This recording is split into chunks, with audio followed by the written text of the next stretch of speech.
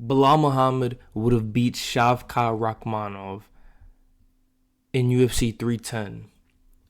I wholeheartedly believed Belal Muhammad, before he got injured, that Belal Muhammad would have destroyed Shavkat. And here's my reasoning.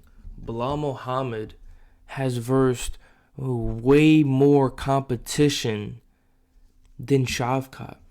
Don't get me wrong, Shavkat, he did finish 18 people out of his 18 fights. He's a really good fighter. He's the boogeyman, as they say, in the welterweight division. But I just don't agree with that at all, actually. I really believe that Shavkat would have fraud checked. I really believe Belal would have fraud checked Shavkat. Shavkat, he does have this aura about him. You know, he's the Asian looking Russian. His name is Shavkat. If this guy's name was fucking like Gary or some bullshit, like if this guy's name was Steve, would you guys really be that intimidated? Come on, be honest. You guys are lying to yourselves. It's the Shavkat Rakhmonov. You know, it just adds to his aura. He's an Asian looking Russian, probably a descendant of Genghis Khan. When you just look at it like that, yeah, Belal's cooked. But if you really do your research and look at who has Belal fought, what he did to Leon Edwards, he beat Leon Edwards like unanimously. It wasn't a close fight. Leon probably won only one fight. He only won one round. I really don't know how people were picking this guy to win, man. I really don't know how people were picking Shavkat to win. I really thought like Belal was a clear winner, but Belal opened up at a plus 230 underdog, which is insane, man.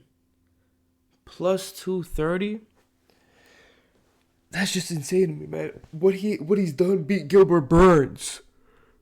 All those people. Leon Edwards recently. Clearly as well. And he's not hogging up the welter. He's not like holding up the welterweight division. Belal is down to fight anybody, whenever, whoever. He doesn't care. Leon Edwards, he'd fight like once a year. He was very picky with his fights. I don't know, bruv. Hit choke dead.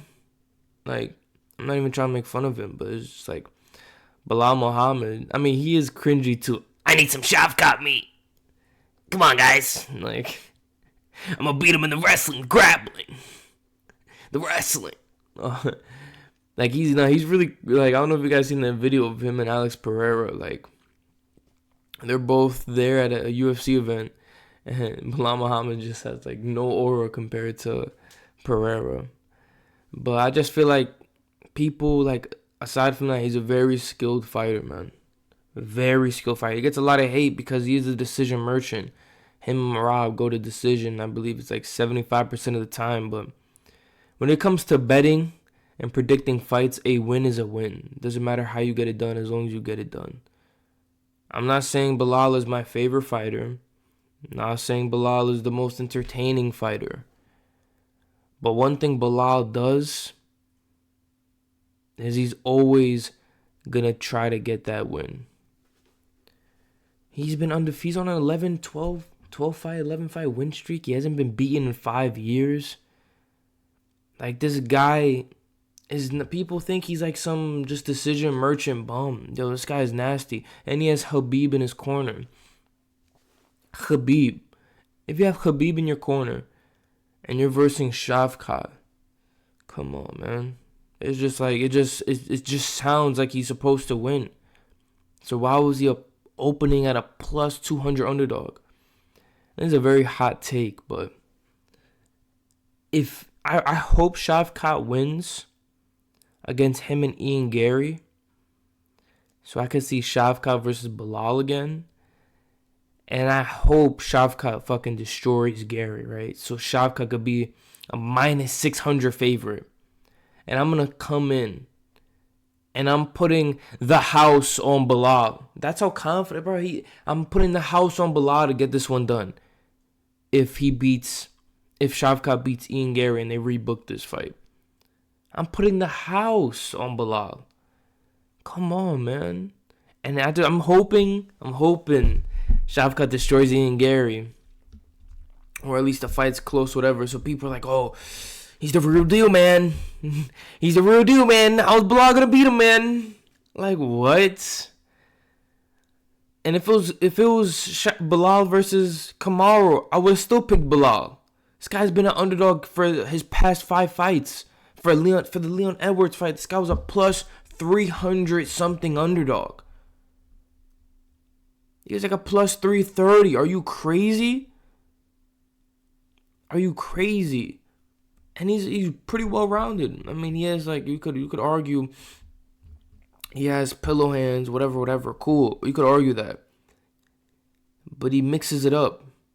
And he's versed undefeated fighters. Don't forget that they even fed Sean Brady to Belal. Bro, Belal took the hard way to get to the top. To get these fights. Like, no disrespect to Shavkat, but he didn't just fight Ian Gary. I mean, he didn't fight the Wonder Bread. He didn't fight Wonder Bread. Then Jeff Neal. Then all these guys just to get to the top. Bro, Belal was fighting Gilbert Burns, Sean Brady. Like, what are we saying? Sean Brady, when he versed Belal, was an undefeated fighter. Belal took his O by KO, TKO. It was a TKO on the feet, piecing him up. Like, he did that to Sean Brady, and Sean Brady just came off that dub. I'm forgetting who was against. But, like, bro, Belal's nasty, man. He might be cringy. I need some Shavkat meat. I need some Shavkat meat. Like, but his work ethic is insane, and you can't really hate on this guy, man. He started fighting when he was like 23. He's regular people like you and me. Started fighting at 23, worked his way up. He's a champ by 36. And honestly, maybe could have been a champ earlier if he didn't fight all those other people. But I believe he'll successfully defend his belt. It sucks that he got that injury. He got that, I believe it was staph infection on his toe. Oh, it was a bone infection. That shit was nasty.